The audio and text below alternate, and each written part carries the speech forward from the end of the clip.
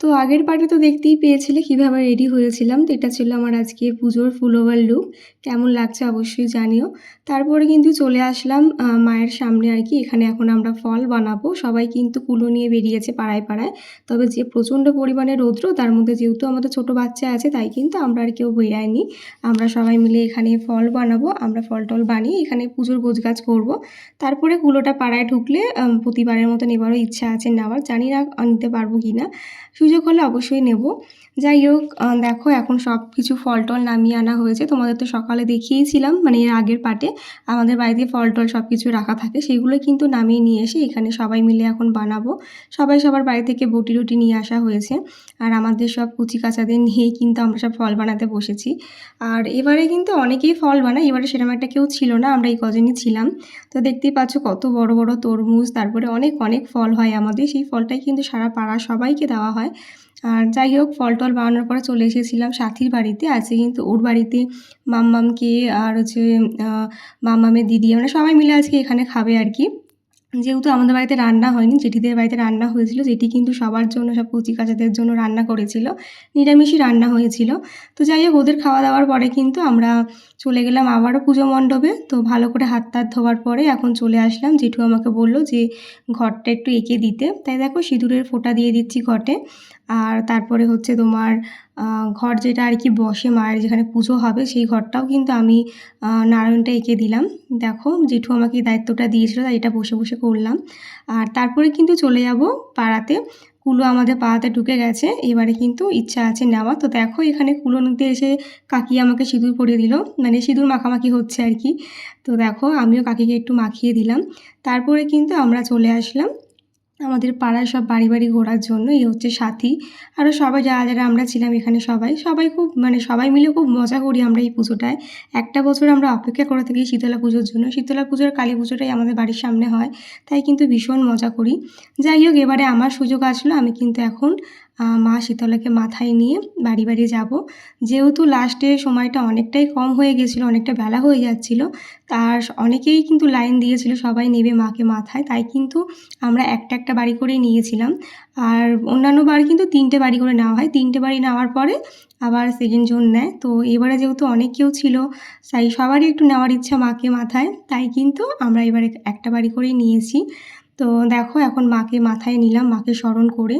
তো ১ম এ যখন বিয়ে হয়ে আসি না তখন কিন্তু খুব ভয় করতো যে কীভাবে নেব? যদি কোনো ভুল ত্রুটি হয় আমার। কিন্তু নিতে, নিতে এটা নিয়ে আমার ৫ বছর হবে আমি মাকে মাথায় নিচ্ছি। তো নিতে, নিতে আমার অভ্যাস হয়ে গেছে। তবুও দেখো আস্তে, আস্তে হাঁটছি। তো দেখো একটা বাড়ি থেকে নেওয়ার পরে একটা বাড়ি এসেই কিন্তু আমি কুলোটা রেখে দিলাম। তারপরে কিন্তু আমার যা মানে সাথী ও নিল মাথায় মাকে। তো ও দেখো ও এই নিয়ে হচ্ছে ২ বছর নিচ্ছে। তো ওরও খুব ভয় করছিল। কিন্তু আমরা সবাই ভয় করলে কী হবে? আমরা কিন্তু মাকে নেওয়ার জন্য খুব আগ্রহী হয়ে থাকি। মানে কখন মা আসবে, মাকে মাথায় নিয়ে একটু পাড়ায়, পাড়ায় ঘুরবো। যাই হোক তারপরে দেখো মাকে নেওয়ার পরে মাম্মামের খুব ঘুম পেয়ে গেছিলো তাই বাড়ি এসে ওকে একটু ঘুম পাড়িয়ে দিয়েছিলাম। এদিকে এসেছিলো আজকে আমার বাবা-মা। তো দেখো এখানে কিন্তু একদিকে আমরা পুজোয় বসছি আর একদিকে কিন্তু সবাই সবজি কাটছে। রাতে হবে খিচুড়ি, লাবড়ার তরকারি। সেটারই কিন্তু তোড়জোড় হচ্ছিলো। দেখতেই পেলে আমার মা ওখানে সবজি-টবজি কাটছিল। যাই হোক তারপরে কিন্তু অনেক অপেক্ষার পর এখন পুজো বসবো। এই দেখো বাবা একদম রেডি-সেডি হয়ে বসে পড়েছে। আজকে জেঠুর অ্যাসিস্ট্যান্ট হয়ে বসেছে বাবা। তো বাবা প্রতিবারের মতন এবারও উপোস করেছে। তো দেখো মায়ের মুখখানা কি মিষ্টি কি ভালোই না লাগছে। তারপরে কিন্তু অনেক পুজো মন্ত্র-টন্ত্র হওয়ার পরে এখন আমরা অঞ্জলি দিচ্ছি। তো আজকে সেরকম একটা কষ্ট হয়নি যেহেতু কালকে রাতে একটু বৃষ্টি হয়েছিল তার জন্য ওয়েদারটা বেশ ভালোই ঠান্ডা ছিল। তো পুজোর সব ক্লিপ তো দেওয়াটা সম্ভব না। ভিডিওটা অনেকটা লং হয়ে যাবে, তোমাদের দেখতেও ভালো লাগবে না। তাই কিন্তু সব ক্লিপগুলো আর তোমাদের সাথে শেয়ার করলাম না। তো এখন দেখো মাকে ধূপ আরতি মানে ধূপ মোমবাতি দিয়ে আরতি করে নিচ্ছি। আর এটা কিন্তু সবাই মিলে করছি। জেঠু এরকমভাবেই বলেছিল আরতি করার জন্য। জেঠু মন্ত্র পড়ছিল আর আমরা সবাই আরতি করছিলাম। তো এই জিনিসটা আমার খুব ভালো লাগছিল। যাই হোক তারপরে কিন্তু যজ্ঞ হবে আর তারপরে আমরা স্নানে চলে যাব। এরপরে এতটাই ব্যস্ত হয়ে গেছিলাম কোনো রকম ভিডিও ক্লিপ নেওয়া হয়নি। তারপরে স্নান-টান করে এসে কিন্তু শীতল পান্তা খেতেই হয়। তাই দেখো আমি আর আমার আরেক জা মাম্পিদি আমরা ২ জা মিলে কিন্তু এখন পান্তা খেতে বসে পড়েছি। তো এই পান্তাটার যে কী স্বাদ তোমাদের বলে বোঝাতে পারবো না। এটা খাওয়ার পর যেন মনে একটা আলাদাই শান্তি কাজ করে। তো সেটা খেয়েই কিন্তু একটু রেস্ট নেবো। তারপরে রাতে হবে খিচুড়ি তোমাদের তো বলেইছিলাম। সেটা খাবো।